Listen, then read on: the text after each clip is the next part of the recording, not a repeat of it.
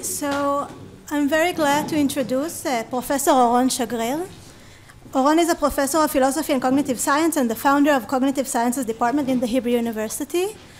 Oron's research topics include the conceptual foundations of computational, cognitive, and brain sciences, history and philosophy of computing and computability, and supervenience. Okay, thank you. Thanks, Orly and Neil, for organizing this conference. If you're also one of the organizers. Yeah, but doing nothing, yes, so it's all you. Okay, so the context of the talk is certain arguments. I will not talk so much about information and representation, but about the relation between information and representation to the notion of computation. And the context is arguments for what is known as a semantic view of computation that rests on a phenomenon called simultaneous implementation. And so I gave one argument for this, and then Amir Horvitz had the argument. Mark, who is here too, gave an argument. Rescola, other people. And there are also, more recently, a few rebutters, and I think these are two of the most interesting ones mentioned here. And I will focus here on trying to clarify my view and to respond to Gualtiero, who is also here, to Gualtiero counter-argument. I will first say something about the semantic account of computation, then about what is simultaneous implementation. I will then present the argument for the semantic account, the version that Piccinini presents, and then his rebuttal. Then I will clarify my argument, and then I will, at the end, reply to Gualtiero. So what is a semantic view of computation? So I think there are actually several different accounts, but at least here I will take it to say something about the way we classify processes, state, event into types, computational types. Why we say that two certain processes belong to the same computational types or not, and the semantic view says that semantic properties essentially affect this type individuation. What do I mean here by semantics? So I will not get into this, obviously, but on the other hand, I take it to be, in one sense, fairly strong that I'm thinking about content. But on the other hand, as many noted, different computational processes can operate with different kinds of representational content. So, for instance, some computing machines operate with representations whose content is derived by the user or the designer. I will talk about those. In other cases, maybe neural computation, the content is causally based, maybe has adaptive features. It is more natural, maybe naturalistic. So there is not necessarily one notion of content that is that fits with computing processes. So to clarify what is the semantic view, I will do this with an example, and this example comes, I use this Ned Block's machine for addition. The machine receives two inputs, and then it goes through AND and XOR gate, and it produces like two-digit output, and this is what the machine is doing. And looking at this machine, we can describe it at different levels. So I don't have the, well, I do it with my hand. So there is like the syntactic description that, thank you. There is this syntactic description that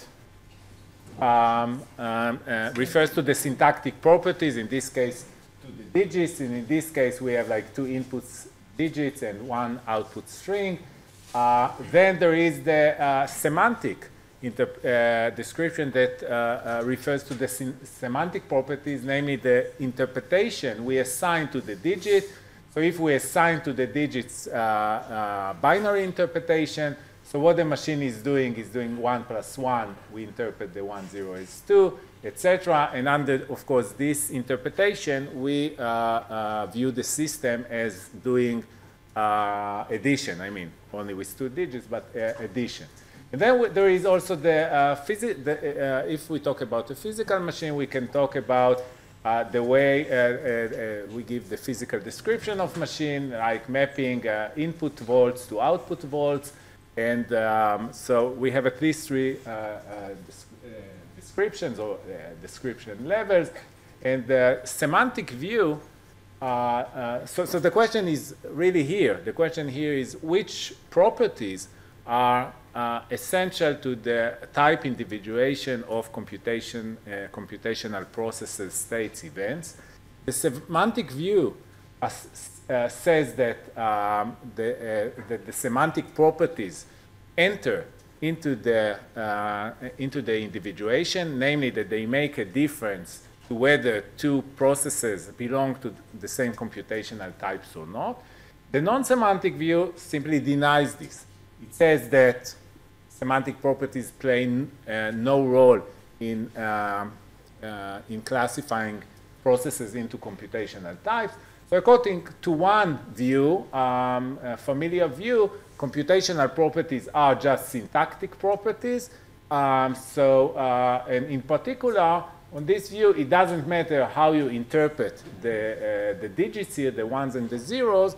We will still, it doesn't matter whether you interpret the digit 1 as represented the number 1 or oranges or apples.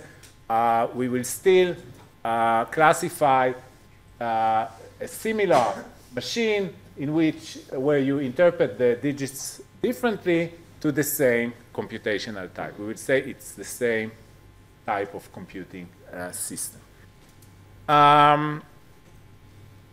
Maybe just, I mean, why care about this debate at all? So I would just mention 2 things about it. One is that there are many non-semantic accounts of mentality, like computational functionalism, the computational theory of mind, etc.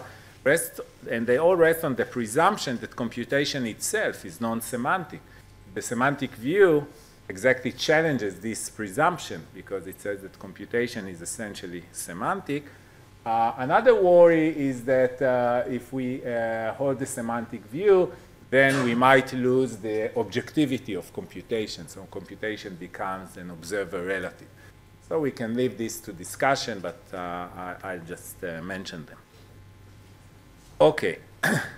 Now, what is simultaneous implementation? That is the main premise in the argument for the semantic view. So simultaneous implementation is the claim that the same token physical system implements different formal structures. I will talk here just about automata. At the same time, the same space, and even in the very same physical properties. And to a first approximation, we can think of implementation as a mapping relation between a physical object and the automaton. Maybe there are further constraints, but just to give you this idea. So here is an example of simultaneous implementation. So we can think about this physical gate. It receives 2 physical inputs, like voltages between 0 and 10s, and produces this output relative to these inputs. Now we can think that if we want, we can group the voltages in a different way, into different physical types. We can put the threshold at 5 volts, and then we have the same physical gate. Under this description, what it does is this. It takes 2 input volts, let's say 5 to 10 volts, and then 0 to 5 volts, and this is what it produces. So this is the behavior of the same system. Now that we grouped it differently, namely putting all the voltages below 5 in one type, above 5 in another type. Now, if we want to assign the digit 1 to 5 to 10 volts, and the digit 0 to 0 and 5 volts, what we get is an implementation of the gate, the syntactic gate, and here I take it to be syntactic, that it maps 1 and 1 to 1, and all the rest to 0, so we get an AND gate.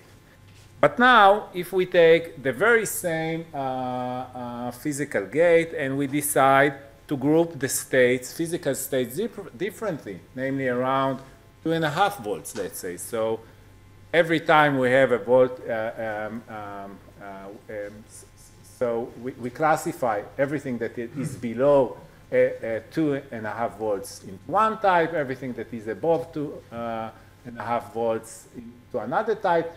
Then what we get is this mapping relation. And if now we assign 1 to 2.5 to 10 volts, 0 to the digit 0 to 2.5 volts, what we get here is the OR gate. So, but what is important to see is that we are talking about exactly the same physical system, the same physical properties. I didn't change nothing. In Hebrew we say lo nagati. Okay, that's so we have the same physical gate simultaneously implements the OR gate and the AND gate in the very same physical voltages. Okay. Now I can, there's nothing special about this trick. I mean, I can do this with XOR gate and OR gate, and I can have many dual gates like this. Now you can think that I have an inventory of these dual gates that implements like 2 different gates, and I can start building very complex machines. So if, let's say, the mind consists of, very primitive computing processes, so I can build a mind that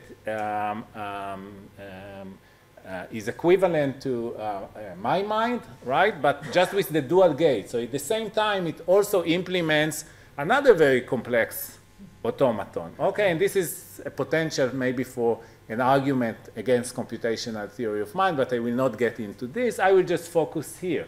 I can, let's go back to Block's, Ned Block's addition machine. So if I take my dual gates and implements the machine in this, namely the AND gate also implements at the same time OR gate, and I can do the same with the XOR gate that at the same time implements also the OR gate. So this machine, now this physical system that implements Block's machine, at the same time also implements what I will call this OR machine. So it's doing something, it implements 2 different automata at the same time, same space, same physical properties. Now I want to contrast the simultaneous implementation with triviality results that were offered by Putnam and Searle, namely that every physical object implements every automaton, program, or even algorithm. So simultaneous implementation is a much more modest claim. What I showed that some physical systems simultaneously implement more than one automaton. Okay, so it's much weaker than the triviality result. And the triviality results were hardly attacked by many people that argue that the notion of implementation assumed by Searle and Putnam is far too liberal.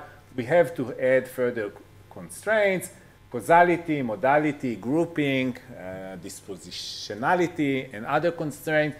I will not get into this, but it's important to see that my construction, it can be easily shown that it satisfies all these additional constraints. And I think, in general, it is like a very harmless phenomenon.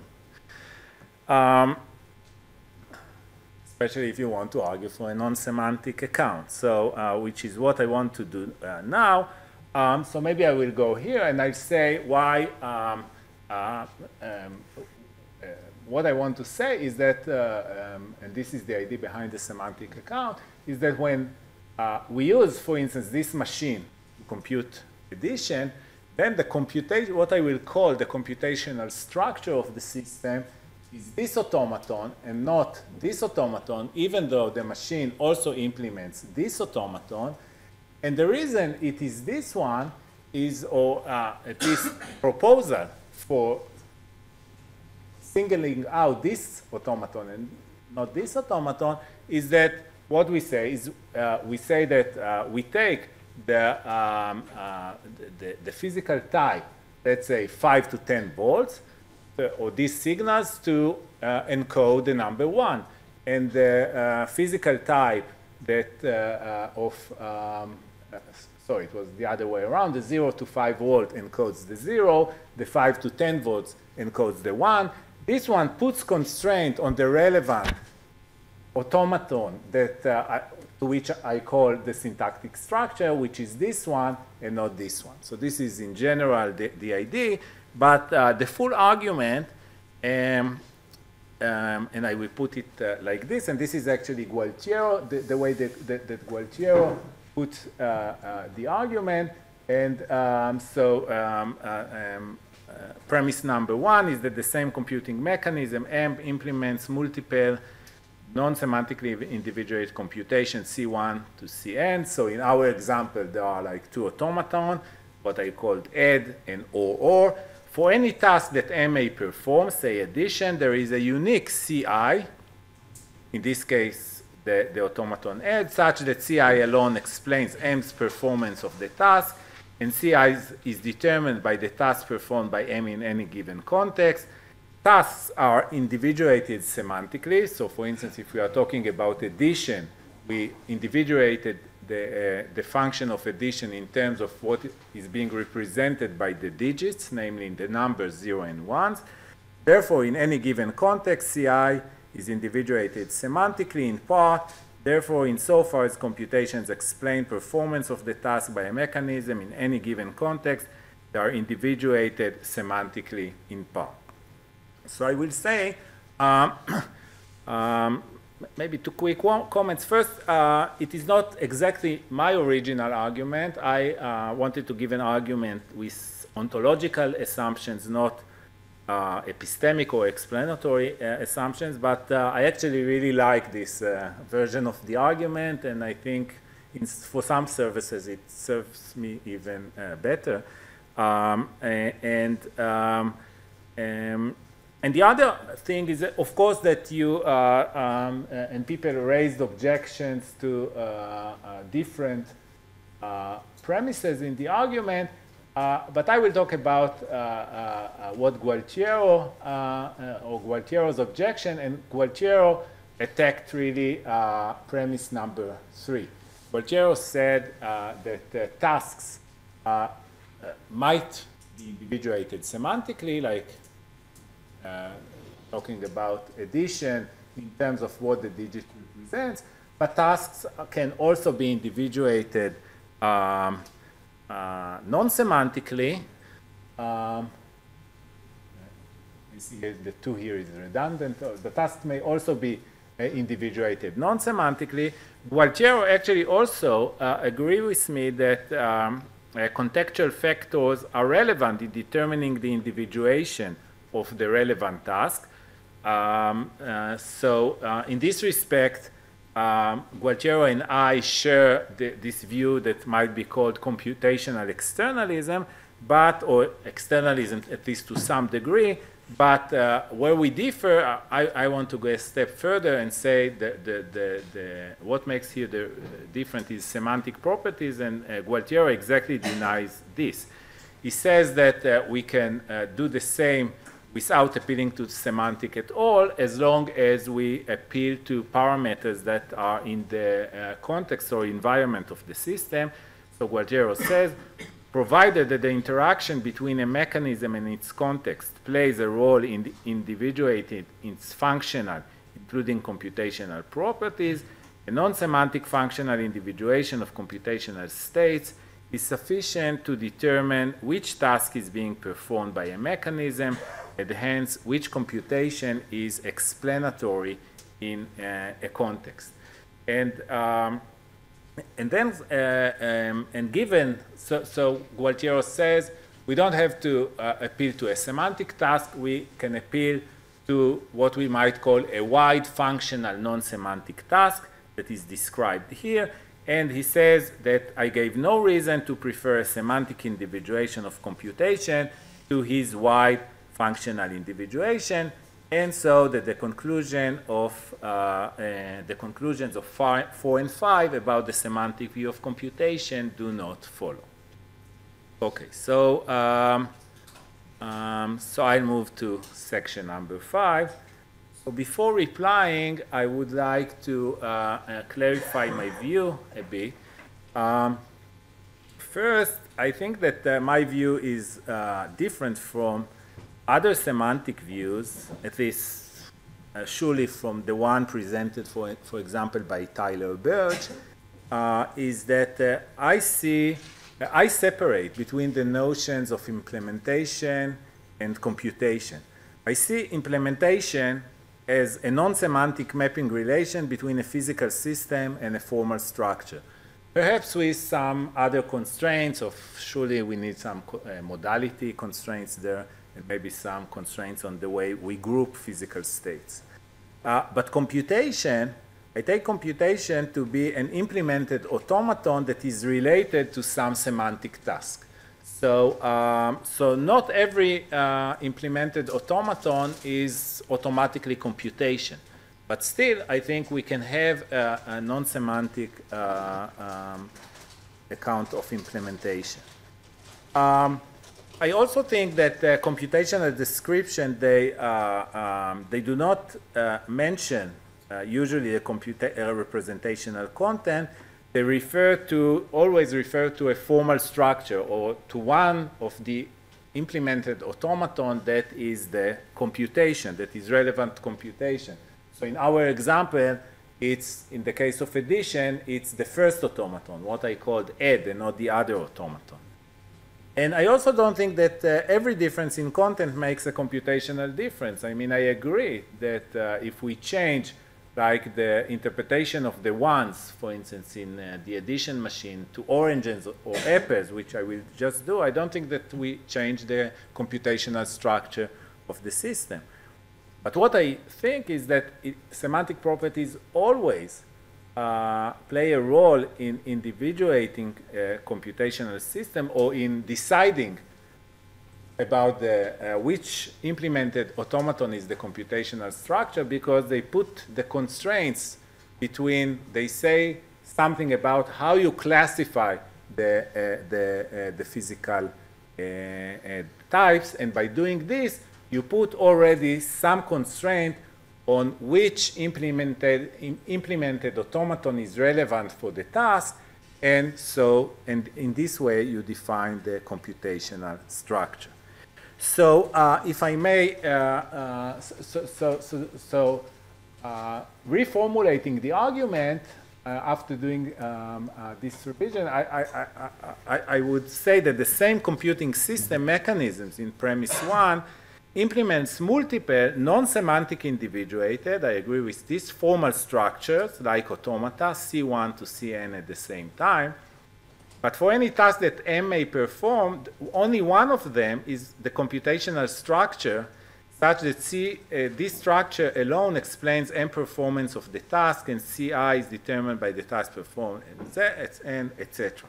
This is one thing I want to clarify.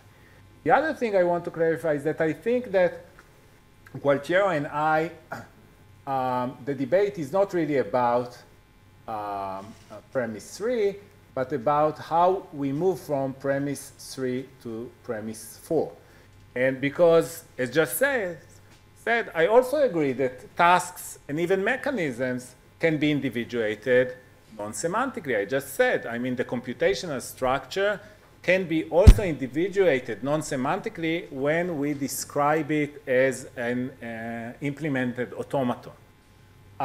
So in this respect, the debate is not about this, because we both agree that tasks are individuated both semantically and non-semantically, and maybe also mechanisms. So obviously, and premise 4 or conclusion 4 is not a logical entailment of premise 3. And indeed, the way I really argued 4 from 3 is what I call by elimination. What I said is that in every given context, there are many non-semantic individuated automata and tasks, but only one computational structure. Hence, the semantically individuated task plays a role in the individuation of computational structure. Gualtiero said, just to reiterate, said, well, there is maybe one semantic task, but there are also one wide functional non-semantic task. So there is no reason to prefer the wide functional non-semantic task, prefer the semantic task to the wide functional non-semantic task. I gave no reason to prefer if we take the wide functional non-semantic task, it will also single out one automaton and like the semantic task. So, my argument fails. Okay, so my task is really just to say why I think the semantic task is preferable to the non-semantic wide functional task. How much time I have? 10 more minutes. Okay, so I think. Okay, so I think that in responding to Gualtiero, I think that there are two problems. Or I will let's say I will respond in two ways. One is that I think that I'm not sure that the wide functional individuation really helping in singling out one computational structure. And why is that? Because I think we can extend the argument to apply to the contextual functional factors as well. After all, the phenomenon of simultaneous implementation has nothing special to do with the physical properties of a computing system. We can do the same trick also with physical properties in the environment. We could group different physical properties into physical types, no matter whether they are within the system or outside the system. So maybe to clarify it a bit more, so I think that Gualtiero's idea is this, that let's take our physical gate P. I remind you that this gate implements both the AND gate and the OR gate simultaneously. So Gualtiero says, well, if we look, for instance, at the very close environment of the system, namely we see that the output of this gate projects, let's say, to motor output, let's say to arm movement or something like this. So if we see that if 5 to 10 volts projects to great movement, but all the rest to no movement, then we have a reason to prefer one automaton to another. In this respect, we will say that the computational structure is the AND gate that is associated with 5 to 10 volts, and not the OR gate that is associated with the 2.5 to 10 volts. And of course, I have no objection to this, but my point is that, and I think that the task here is to show that you can do this in every case. I didn't say that we have simultaneous implementation always. Okay, I say that we have it sometimes, and you have to show that you can use this in every case of simultaneous implementation. So for instance, I think that you cannot use Gualtiero's proposal when under this description. So now imagine a different.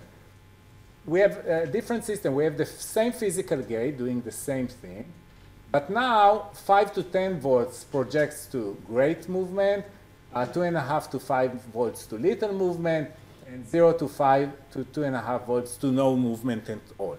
Now we can also group the movements in different ways. We can say, well, we have here 3 different movements, like great, little, and no movement at all. This will give us reason maybe to think that we have like a machine that, maps 3 types of inputs to 3 types of outputs. But we could also group it, take movement as one type, and no movement as another type. And then we will say, well, then the relevant gate implemented is the OR gate. Or we can say, let's say, great movement is one type, and little or no movement is another type, and then the implemented gate will become the OR gate. So, and of course, as I said, I see no principal difference between the internal physical properties of the system and the external, including the whole world. I mean, I could do the same, the simultaneous implementation could run everywhere. So, so this is one response to Gualtiero. The other one, the other response is that, let's forget about the first response. Let's say that we have a good criterion that in every case we have only one relevant wide functional non-semantic task. And that this task also, that it singles out one automaton out of all the relevant implemented automata. Still, I would say that even in this case, I think that there will be a gap between the wide functional individuation and the, at least in some cases that I will show, and the explanandum semantic task. Here and here, Gualtiero and I may differ. I assume that at least many times, the goal of computational theories is, and surely theories in general, is to explain semantic tasks. So in the case of the manufactured system of Ned Block, we want to explain how the system performs addition.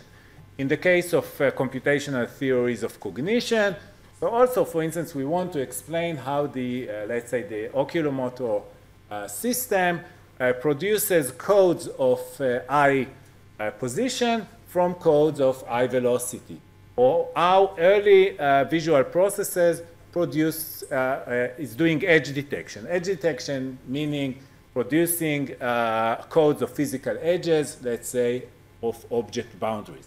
So I think in many cases, the goal of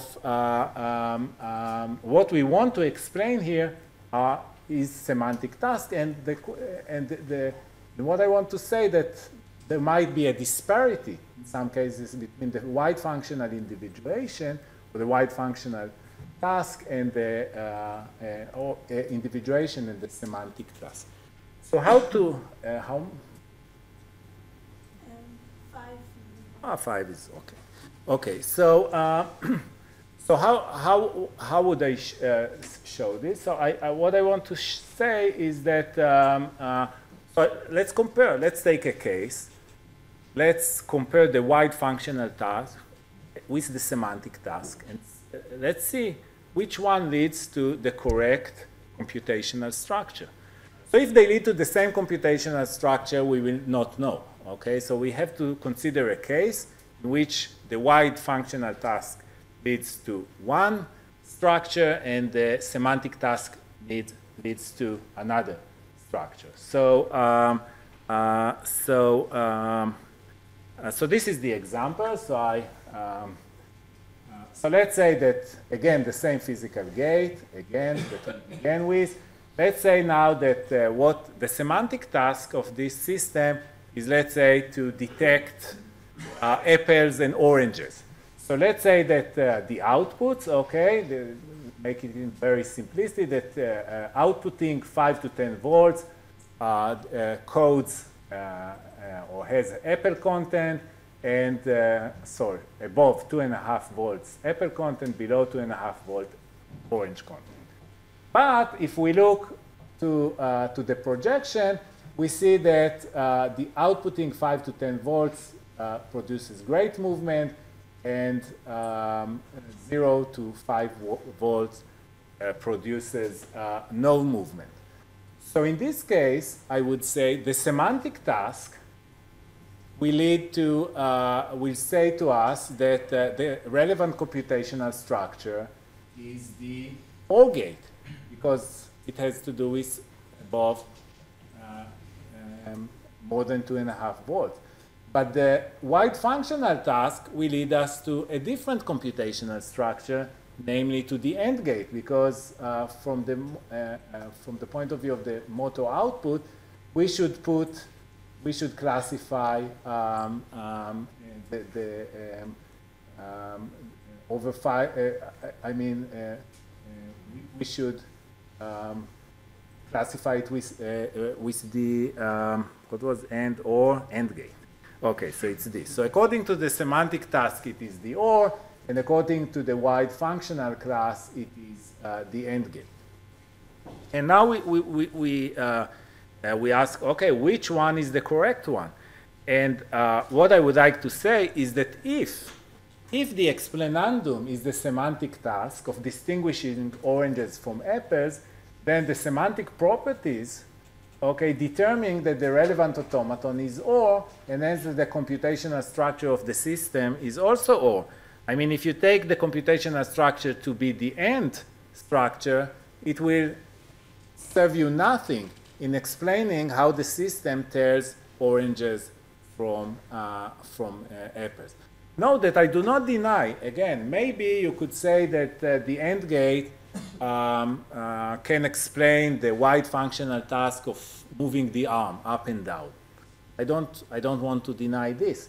I also do not deny that the OR structure has a non-semantic individuation. I also do not deny this. What I'm saying that if we want to explain a semantic task, then we have to say or to tell why do we distinguish between the OR and the AND. And the only way to do this, as far as I know, and as I see, and again, it's an argument by elimination, so I may have not considered another option, is taking the semantic properties here are determined at least partly that it is the OR gate and not the AND gate. So, so my conclusion is that the semantic view of computation still prevails.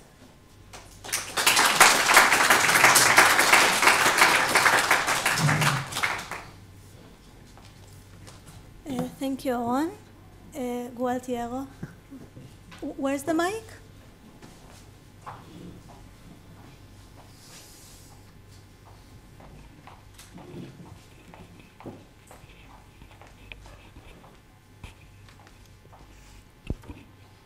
Thanks. I have a lot to say, which I'm not going to say, because I don't want to hijack the whole discussion here. I'm just going to ask you a question. How do you assign the semantic individuation in such a way that it comes apart from the functional individuation? Like in that case, how would you assign these contents, apple versus orange, in such a way that they... So we can say, well, it depends, of course, on your characterization of content, but we can say, let's say that here we can say that outputting above 2.5 volts is causally correlated with this Apple stimulus, and outputting below 2.5 volts is causally correlated with oranges. So in that case, presumably, you don't yield direct motor outputs from this state, right? This is a sensory state. Then you look, maybe this output, right, projects to certain motor movement. Yeah. Yeah, we can even assume, that that in real life, I mean, what the machine is doing is really getting only inputs either under 2.5 volts or above 5 volts. So we never encounter that there are two different functions here in play. maybe two designers, you know, built the machine and they didn't notice that they are doing this, or, you know, somehow selection did this, but of course, counterfactually, had we given the system these inputs, it would produce these outputs that will have this content, and but no movement, something like that. Yeah, all I'm going to say is, if the function of these states is to represent apples and oranges, then when we do the function individuation, we have to follow that. So that would be the way to also classify the outputs functionally, meaning those are the two relevant types. Not you can't use a different classification for those outputs, a different functional classification than one that it would have to match the semantic one. Yeah, sure. But I'm sure you want to say this, but my point is that there are many different functional tasks here. You want to say, of course, you have to say independently of the semantics, right? Why we choose this functional task and not the others. So yes, so here is really the. Arnon? Maybe I'm misunderstanding something here, but is it the case that you want to? You said towards the end that maybe a point of a different assumption. Well, Aaron, you said towards the end that maybe is this on? That maybe the difference, one difference is that you are assuming in effect different explananda, right? You want to look at the semantic output as an explanandum, whereas Gualtiero wants maybe wants to look at the wide functional task. But I would have thought that there isn't a competition here. It's the semantic aspect is part of the explanation of the wide functional task, right? It's because we represent apples and oranges that we can do certain things that, right? So then there's no competition, but then you would have to ask, you know, in this kind of example, does the semantic individuation actually help us explain the motor output? And to the extent that it does, then we should individuate things this way, and if it doesn't, then we shouldn't. Right. And then, is that? Yeah, but then there's no competition in that kind of way of looking at it, and so maybe. Yeah, well, first, I'm not sure that there is competition. What I was saying, that there might be competition. I think that in many cases, when you employ computational machinery, you want to explain semantic tasks. Okay, that was, and you agree with this? I agree with that. Okay, so really there is no so what I'm saying, given this assumption that what we want to sometimes explain is, for instance, why or the difference or the way the machine differentiate between apples and oranges.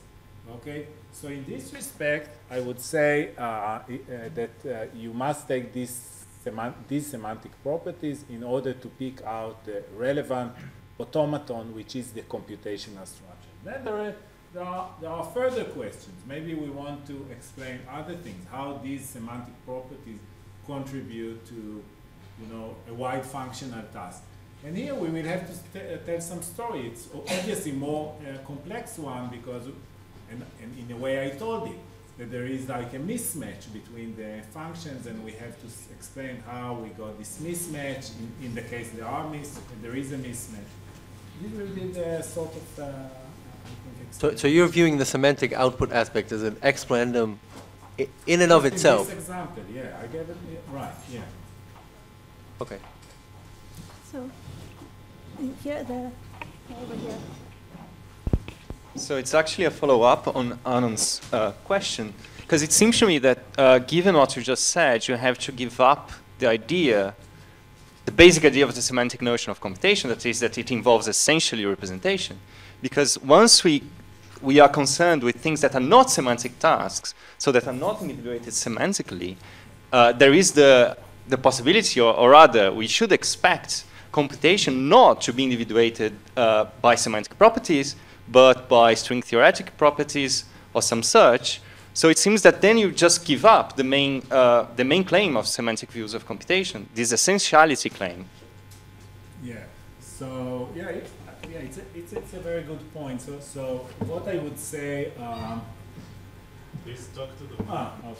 So I would say that at least if a semantic task is involved, okay, and in this case, this is the explanandum, okay, I would say that it will enter the computational individuation. I mean, more generally, I think, and I alluded to this at the beginning of the talk, I think that there are, we have to distinguish between the question, what does distinguish between a computing process and a non-computing process, right?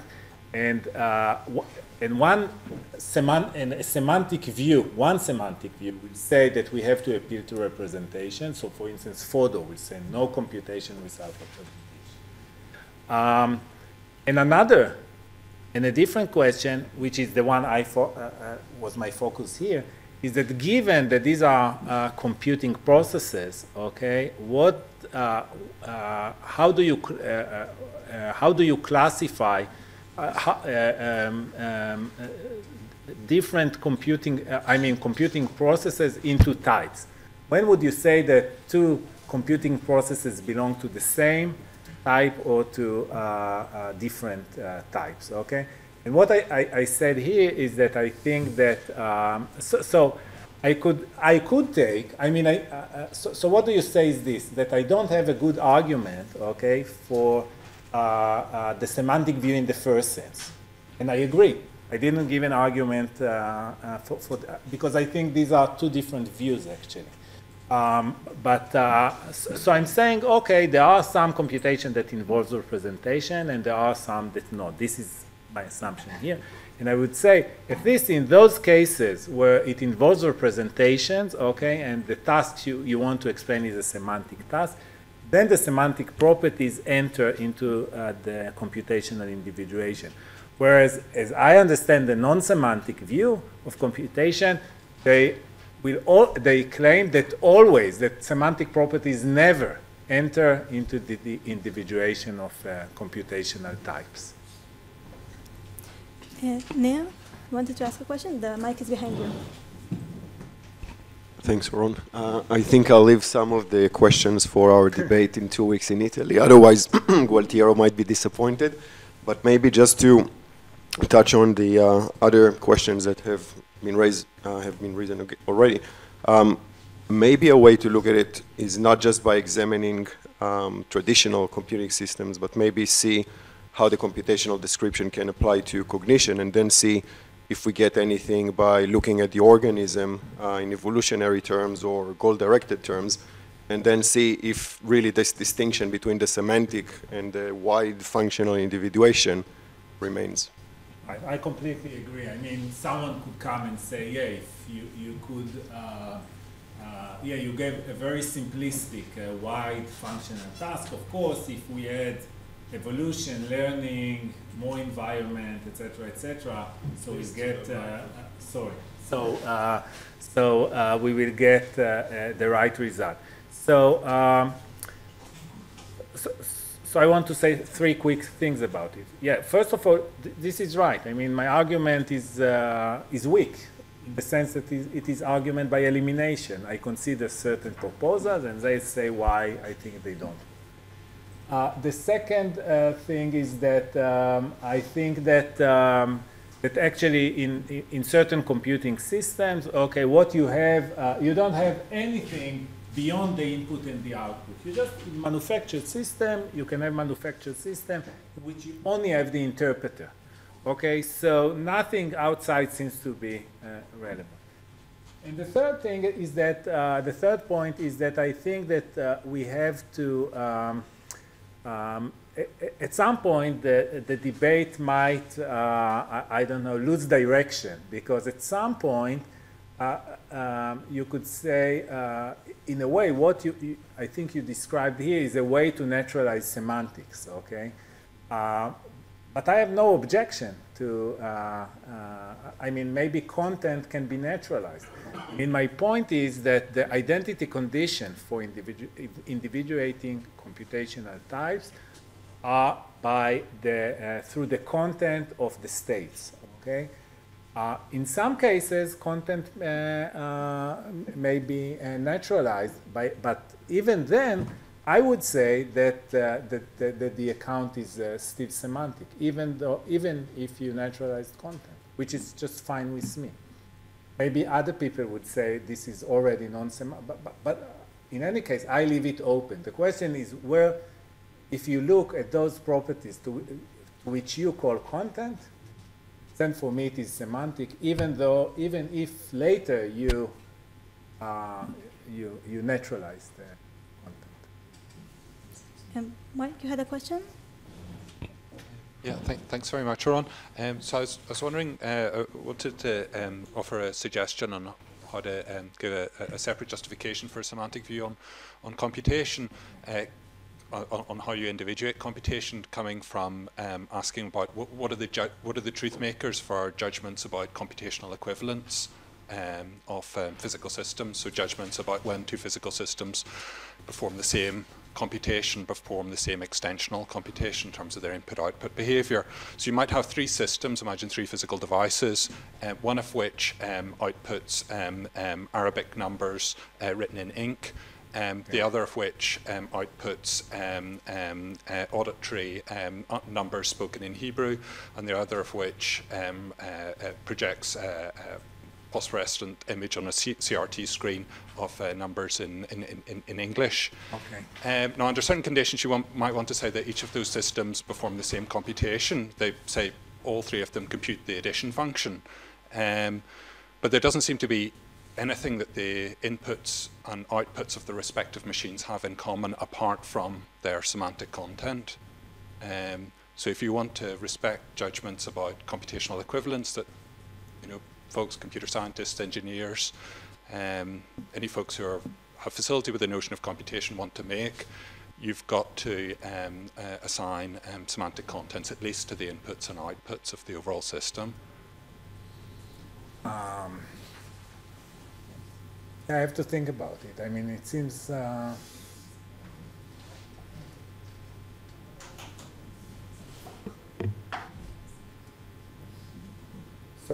But in this case, I mean, if okay, so what I'm so you have actually the same. Yeah. So you have different. You have the same content.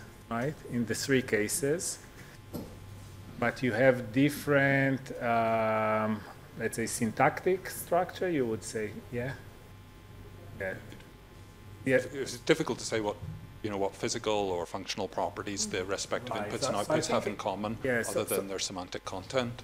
Yeah, I would still want to say it depends on the details of the example. I would still want to say that if you would count the let's say implemented automata, whatever. I mean, it depends on the level of abstraction. So we have to look at the example as implemented automata is different in all those examples. I would count the computation as the processes as different computation. So yeah, so the claim is only about the extensional equivalent. So that would be whether they're all computing the same function. So it's compatible that they would be doing it in completely different ways, but in order just to make judgments about computational equivalence true, you need semantic content, and that would be a first step to judgment about. Exactly. About equivalence of the method as well. Sure. Yeah. I mean, of course. Yeah. I mean, semantic content doesn't fix completely computational structure. Yeah. That's for sure. So we have time just for one last question. Okay, so Danny, can you get the mic?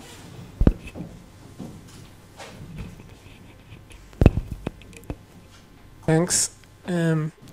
I think your argument rests on a deeper point regarding computation in general, and it is that the key point that it not depends on any specific implementation.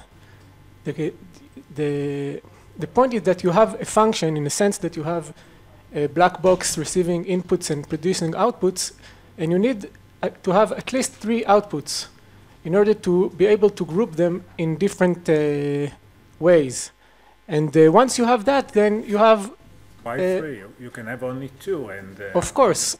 But if you have only one, if it's in a constant output, then the function is not that interesting. We can't group it in different ways. If you have 2, then you can treat them both as being the same. I'm not talking about how to interpret them semantically. I'm just talking about the number of outputs that you have.